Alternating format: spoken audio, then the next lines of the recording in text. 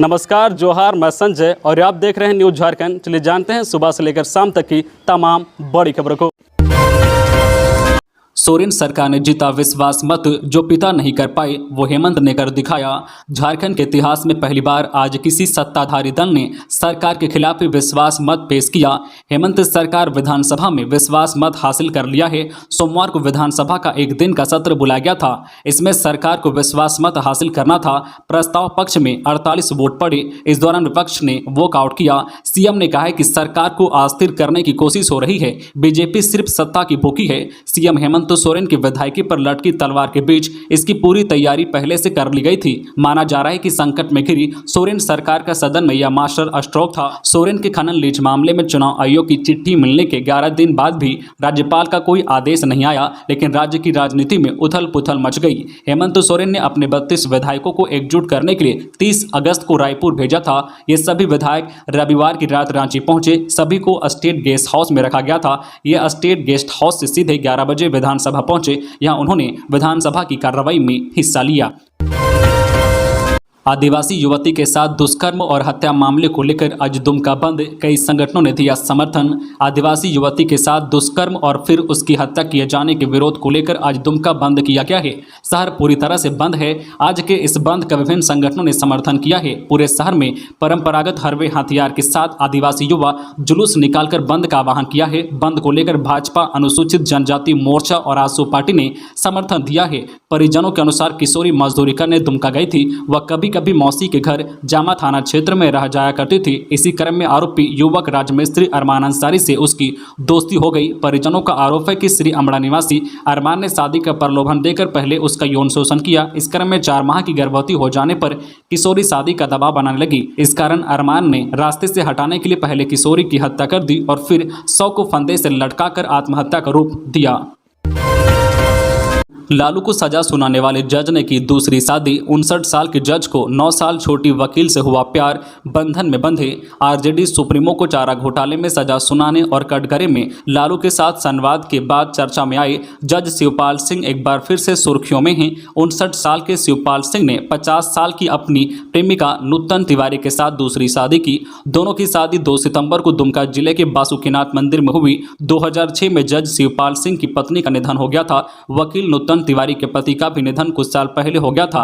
जज शिवपाल सिंह का एक बेटा और एक बेटी है। वही वकील नूतन तिवारी की भी एक बेटी है। परिवार और बच्चों की सहमति से ही दोनों ने शादी की है। वे पिछले 3 साल से इस पद पर हैं। उनकी गिनती सख्त मिजाज जज के रूप में की जाती है। ये कई अहम फैसले सुना चुके हैं। उसी में एक महत्वपूर्ण फैसला बिहार के पूर्व मुख्यमंत्री लालू यादव से जुड़ा हुआ है।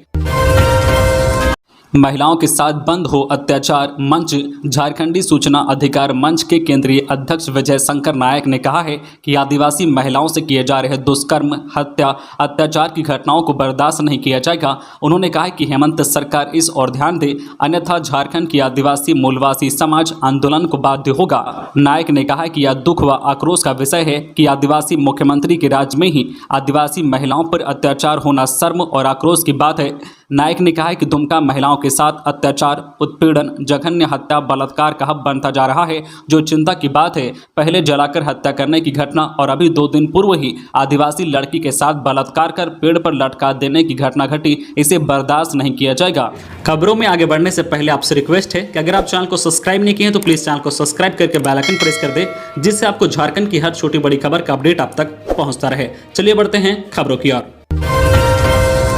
सरायकेला में सड़क दुर्घटना में एसडीपीओ के बॉडीगार्ड की मौत। सरायकेला कांड्रा मुख्य सड़क पर सदर थाना अंतर्गत शीतल ढाबा के निकट अज्ञात वाहन की टक्कर में बाइक पर सवार आरक्षी प्रकाश हेम्ब्रम की मौत हो गई तथा साथ में बैठे साथी आरक्षी रविंद्र मुंडू इस दुर्घटना में गंभीर रूप से जख्मी हो गए हैं।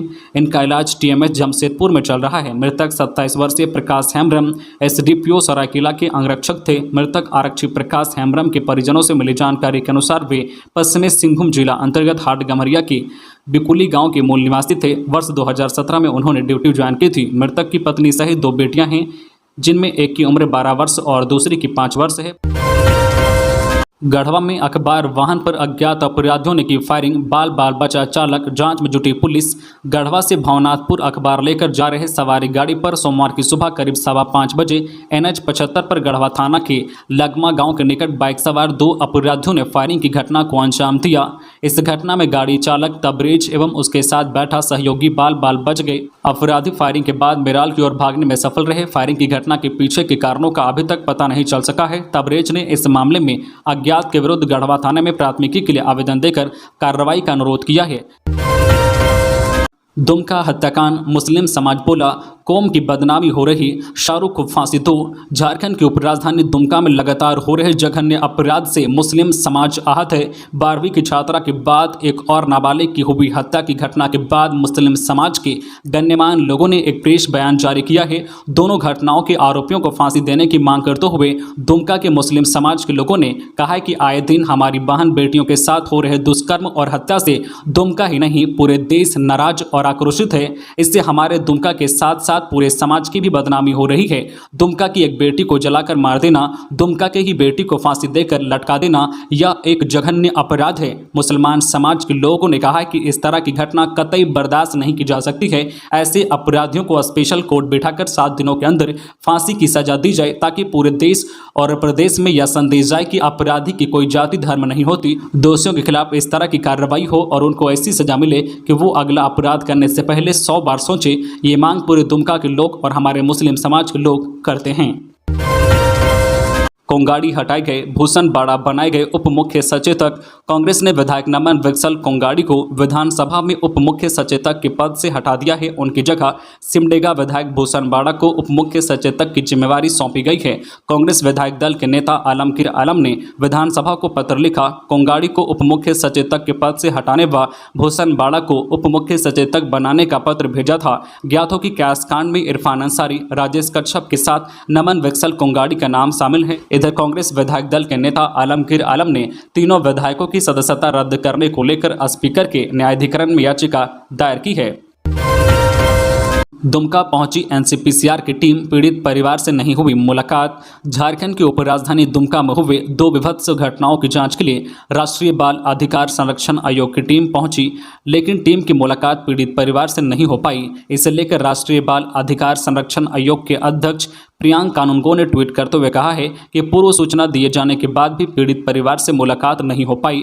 उन्होंने अपने ट्वीट में लिखा है कि दुमका में 2 मामलों की जांच के लिए आया हूं। झारखंड सरकार को पूर्व सूचित किया था कि अनुसूचित जनजाति की जिस बच्ची की दुष्कर्म के बाद हत्या कर 100 पेड़ से लटका दिया गया था, उसके परिवार से NCPCR की टीम मिलेगी, जिस पर जिले के उपायुक्त ने सहमति भी दी थी। वही उनके घर जाने का कार्यक्रम तय कर प्रशासन ने सूचना दी थी, परंतु यहां उनके गाँव आने पर घर पर माता पिता नहीं मिले। पड़ोसियों ने बताया कि हमारे आने से पहले माता पिता को एक जीप में बैठाकर कोई ले गया है। सरकार का यह रवैया बेहद असहयोगात्मक व जांच में रुकावट डालने वाला है। इधर आदिवासी युवती के साथ दुष्कर्म और फिर उसकी हत्या किए जाने के विरोध को लेकर आज दुमका बंद किया गया है। शहर पूरी तरह से बंद है। आज के इस बंद का विभिन्न संगठनों ने समर्थन किया है।